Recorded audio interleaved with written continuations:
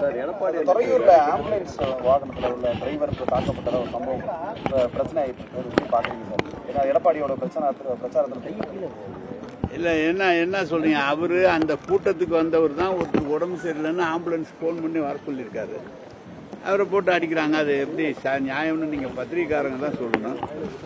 அவங்களே ஃபோன் பண்ணி வரவழைச்சி எனக்கு போலீஸ் ரிப்போர்ட் அப்படி தான் கொடுத்தாங்க.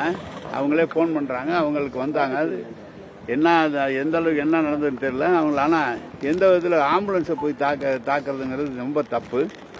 முதலமைச்சர் உரையாற்றிக்கிட்டு இருக்கும்போதே அது அரசு நிகழ்ச்சியாக இருந்தாலும் எந்த நிகழ்ச்சியாக இருந்தாலும் ஆம்புலன்ஸ் வந்தால் பேச்சை நிறுத்திட்டு உடனே அனுப்பிச்சி விட்ருவார் நம்ம முதலமைச்சர். ஆனால் இவங்க பிரச்சனை பண்ணுறாரு. அது எது அவங்களுக்கு தெரிஞ்சது அவ்வளோதான். இல்லை அவங்க தானே ஃபோன் பண்ணி வர சொல்கிறாங்க. வந்து தானே நோயாளிகளை இந்த தூரம் போய் ஏற்றுறதுக்குள்ளேயும் அடிக்கிறாங்க. அதான் கேள்விப்பட்டது. பேசியிருக்காரு இந்த மாதிரி நோயாளி, அதாவது ஆம்புலன்ஸ் உள்ள வந்தாலே நோயாளியை திருப்பி அனுப்பிச்சிருவோம் அப்படின்னு மிரட்டி இருக்கிறாரு. அதுக்காக அவங்கெல்லாம் ஆர்ப்பாட்டம்லாம் அந்த ஆம்புலன்ஸ்காரங்களுடைய டிரைவர்கள்லாம் ஆர்ப்பாட்டம்லாம் பண்ணியிருக்காங்க. எல்லா செய்திகளும் யார் எப்படி நடந்துகிட்டாலும் மக்கள் கூர்ந்து நோக்கி கொண்டிருக்கிறார்கள். அவர்கள் தான் தீர்ப்பு கடைசியாக நல்ல தீர்ப்பை மக்கள் வழங்குவார்கள்.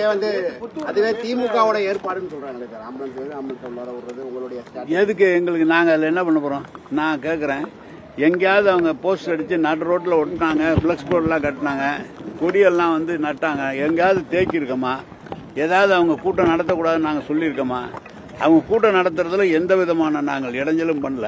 அவங்க பேசிட்டு போறாங்க. நாங்க போய் அது என்ன பண்ண போறோம்? நீங்க என்னமோ கேட்டீங்களா, சொல்லுங்க. என்ன இபிஎஸ் பேசும்போது, புத்தூர்ல பேசும்போது பஞ்சப்பூர் கொண்டு வந்தது காரணமே வந்து உங்க இன்டைரக்டா சம்பந்தப்பட்ட 300 ஏக்கர்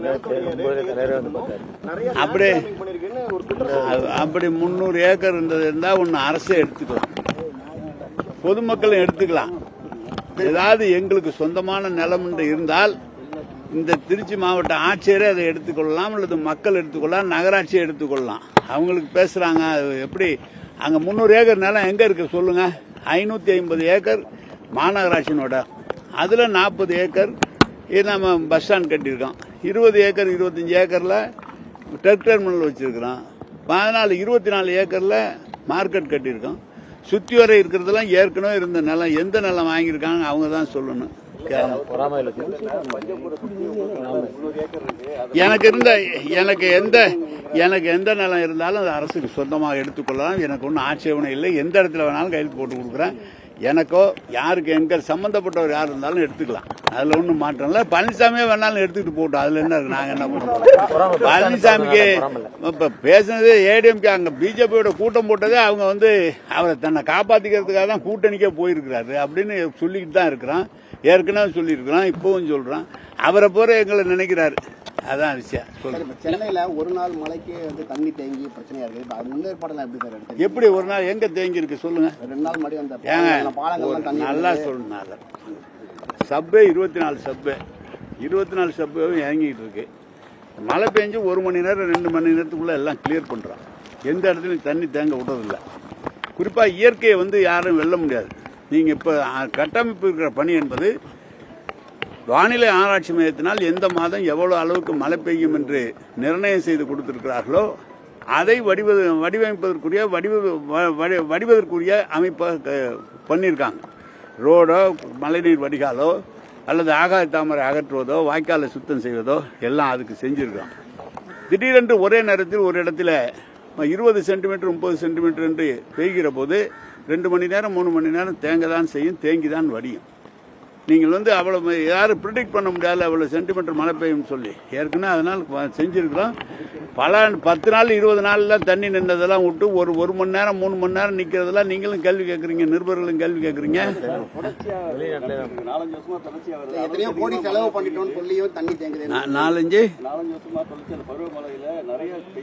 எப்படி நீங்களே சொல்லுங்க, நிருபர்களே சொல்லுங்க.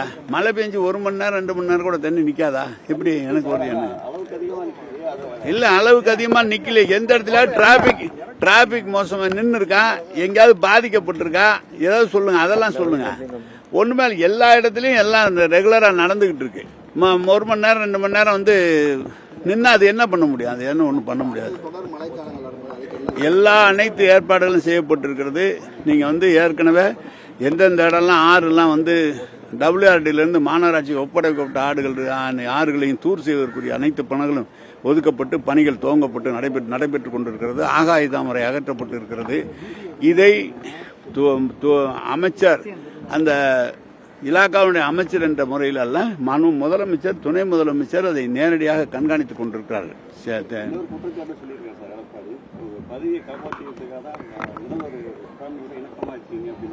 யார் என்னையவா?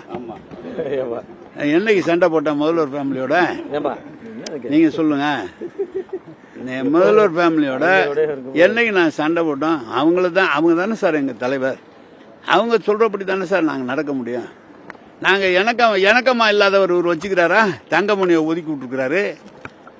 இவர் கட்சியில் இருக்கிறவங்க என்னென்ன வெளியில பேசுறாங்கன்னு தெரியும். இவர் இதெல்லாம் பத்திரிகையில போடுங்க பரவாயில்ல. நான் எங்களுக்கு கட்சியினுடைய தலைவர் முதலமைச்சர், நாங்கள் முதன்மை செயலாளராக இருக்கிறோம். கட்சியினுடைய தலைவர் என்ற முறையிலே சொல்கிற பணியை நாங்கள் நிறைவேற்ற வேண்டும். முதலமைச்சர் அமைச்சராக இருக்கிற காரணத்தால் அவருடைய என்ன சொல்கிறாரோ அதை நிறைவேற்ற வேண்டும். இணக்கமா அதே இது சர்டிபிகேட் கொடுத்தது எனக்கு ரொம்ப நல்லது. அவங்களோட இணக்கமா தான் இருக்கிறான், தப்பு தண்டா பண்ணலங்கிற மாதிரி. அதெல்லாம் இணக்கமா இருக்கிறோம் தான், அதுக்கு தான் அர்த்தம். வேற என்ன